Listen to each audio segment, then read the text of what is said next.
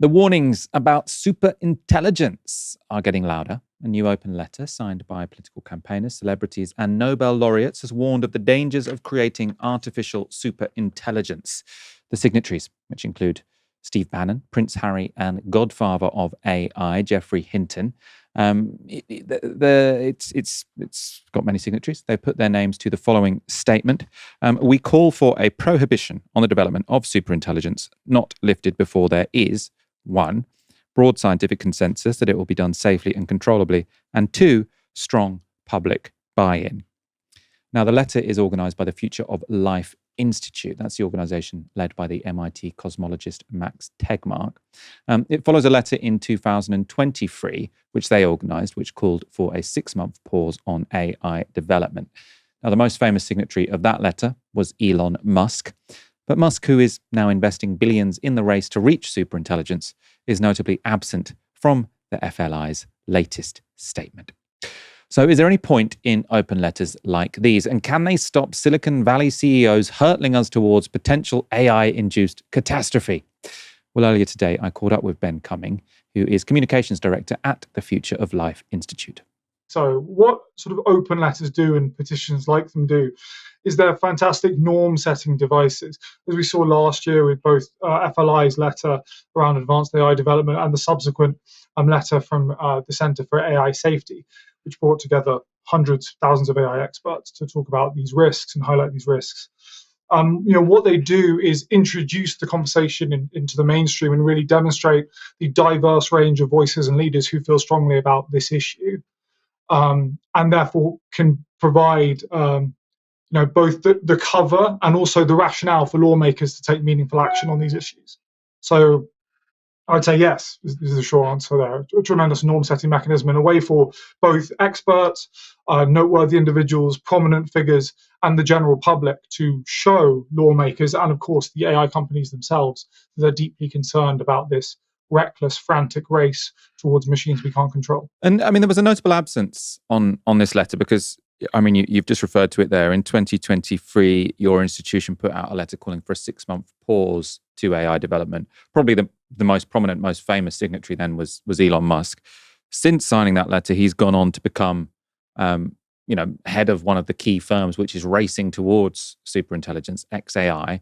I suppose, should we understand him not signing this letter as he is now on the side of let's race to superintelligence as quickly as we can? I think what we should possibly see it as is an indication that a lot of these AI companies, even if they see this race as being fundamentally dangerous, they also find themselves locked in this frantic competition in order to get there first. There's very much this case of, whatever happens, you can't be last. And this actually highlights a real sort of consensus among some of these AI company leaders, which is that they admit that this race towards AGI and superintelligence is very, very dangerous. I mean, you heard Dario Amodei just the other week saying there's a 25% chance this goes very badly wrong. Demis Hassabis just last year at the World Economic Forum was talking about, I wish I had another decade to just work on narrow AI systems.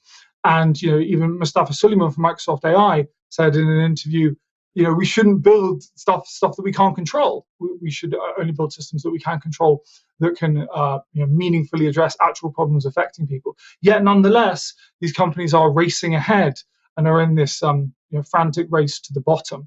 So I think that's what they're doing. I mean, is there a sense that that's letting them off the hook slightly? Because I keep hearing this argument, we have to do it so someone doesn't do it first.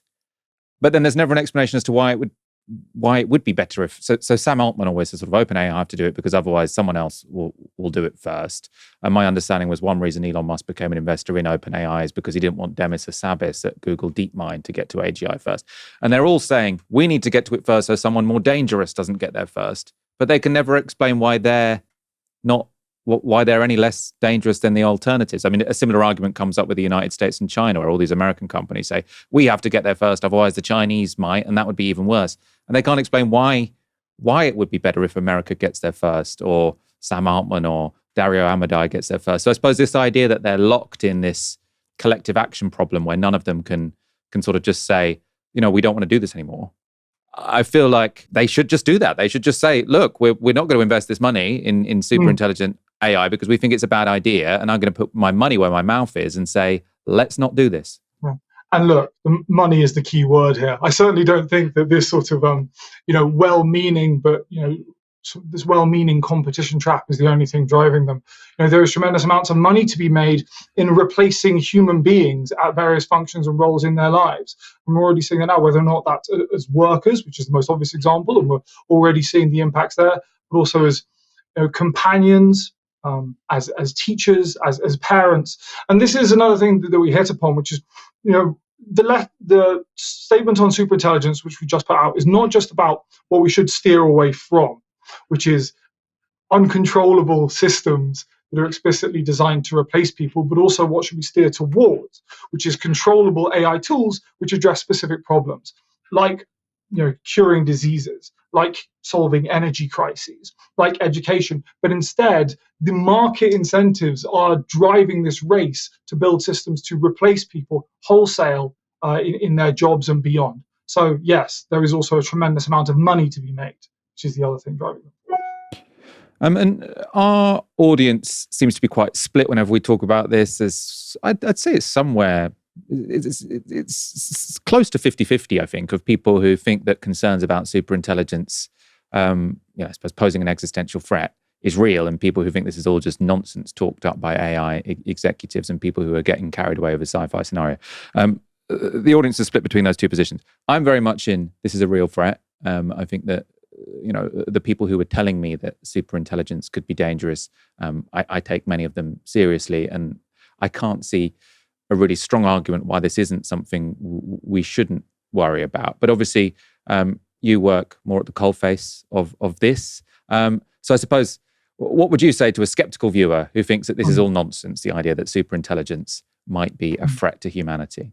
Yeah, I mean, I'm not an AI or an AGI expert. I always defer to the insights of people far smarter than myself and who I work with and who I'm fortunate enough to spend every day listening to.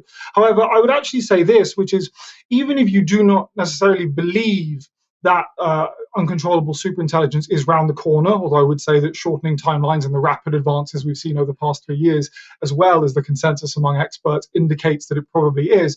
I would say that even if you don't believe that, what we can agree is that right now, AI companies are racing to build systems which are already reaping untold damage and immeasurable damage on lives and livelihoods around the world. They're concentrating power in extraordinary ways. They are supercharging disinformation and deepfakes. They are, killing careers and filling the internet with slop.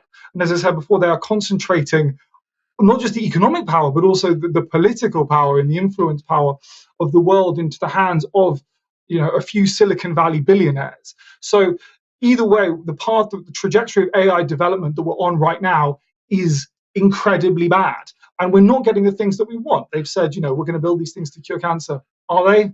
I haven't seen evidence of that work. All I've seen is, the internet being filled with slop and young people about to lose their careers and beyond. So I would posit that it's not just about the imminent loss of control to superintelligence, although I could certainly spend a lot of time talking about why that is. It's also about the fact that right now we are on a trajectory that is frankly terrifying either way, and we urgently need lawmakers to step in and pass meaningful safety standards on AI, the same as we have for every other industry: airlines, pharmaceuticals, sandwich shops. The government has seen fit that there is enough danger posed by poor behavior and negligence in these spaces that there needs to be safety standards and there needs to be legal liability. If we're going to do that for them, why on earth wouldn't we do it for something that everyone agrees can pose such incredible harm to our society and already is reaping such incredible harm upon our society? Superintelligence to one side. Yeah, so you've said, you're not the AI expert at the organization, as Max Tegmark and others. You're communications director. So let's, I suppose, focus on that side of things, and I suppose the lobbying that your organization does. And I suppose I want to get your sense of what people in Washington, because presumably that's the place where this matters most, because that's where most of the frontier AI companies are. What are they thinking about this? Are they genuinely worried about AI, I suppose either in terms of taking people's jobs or in terms of a super intelligent takeover risk, but scared to do something about it because the tech lobby is so powerful? Or do you think all of them are sort of thinking, this is so uncertain, I've got some people telling me this could be really dangerous. I've got other people telling me this is nonsense. I'm going to campaign on something I can feel a bit more sure about. So if you're on the right, maybe that's tax cuts. If you're on the left, maybe that's social security.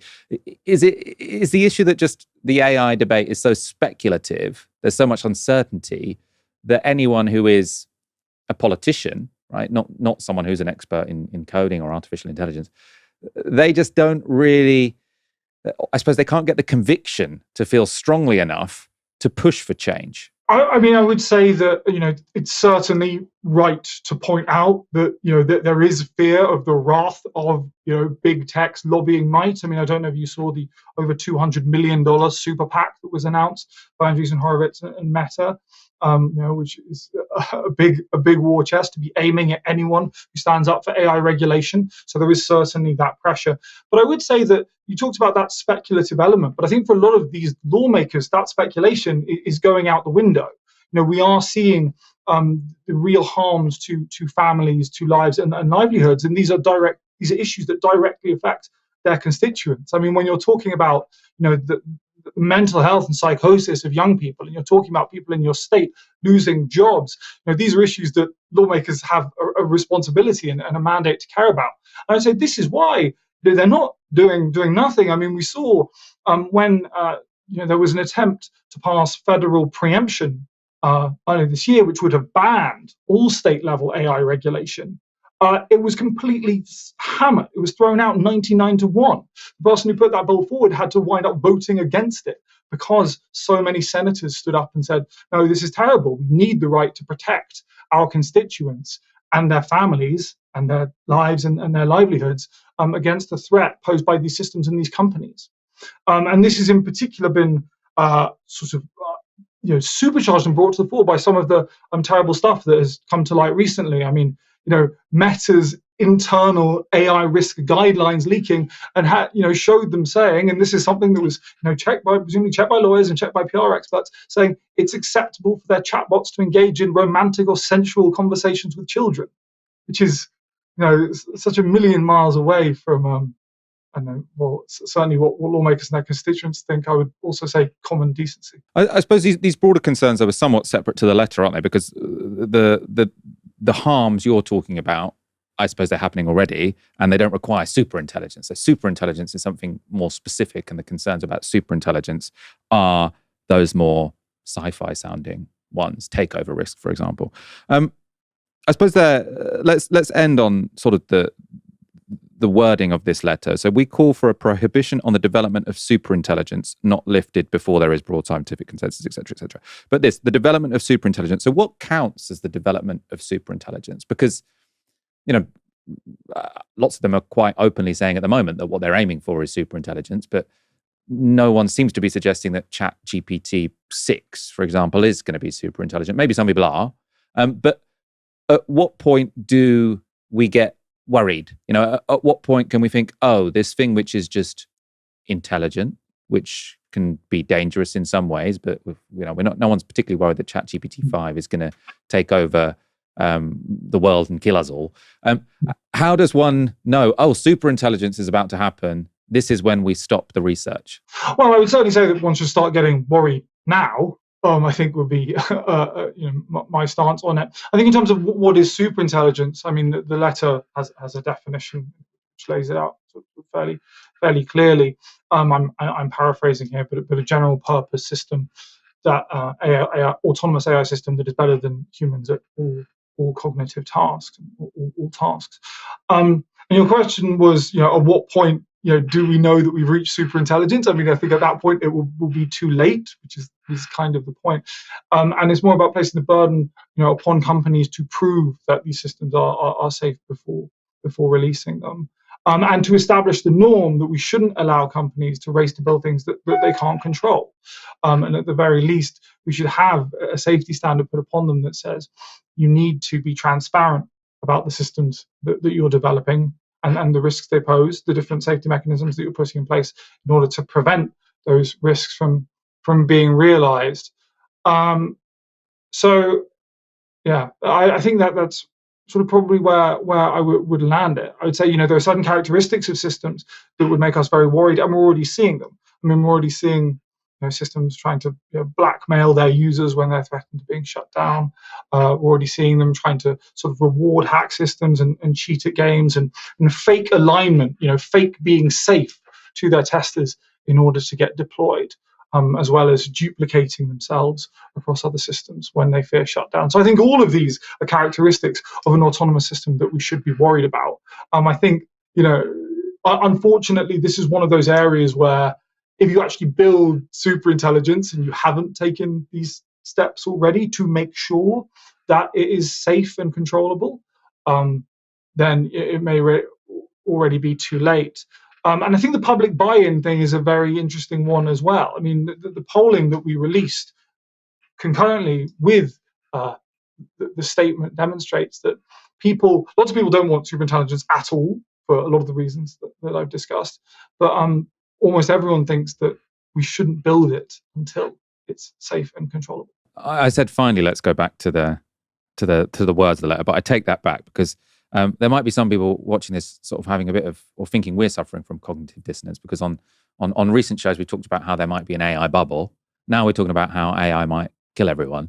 I suppose I want to put that to you, how you're thinking about this talk of an AI bubble. I actually think those two things are consistent, because I think you can have an AI bubble where the investment that's currently going into AI is not going to make a profit, but at some point in the near future, you could still have this as a completely transformative technology. But I suppose I want to know what you think, and I suppose to put this into a question form, you guys are worried about AI, especially superintelligent AI. Are you sort of crossing your fingers and hoping that the crash happens soon? Because presumably that would slow down investment into data centers and the like. I'm not necessarily sure that a bubble bursting would slow down the frantic race to the bottom sufficiently in order to quell this risk. I think that this risk is only going to be meaningfully mitigated when governments do their job, step in and prevent massive corporations from doing dangerous things and releasing dangerous products. I'm not an AI expert. I'm also not an economics expert. But I don't think that relying on a bubble bursting, it certainly doesn't reassure me sufficiently, especially when lives and livelihoods of myself and my family and my community are on the line.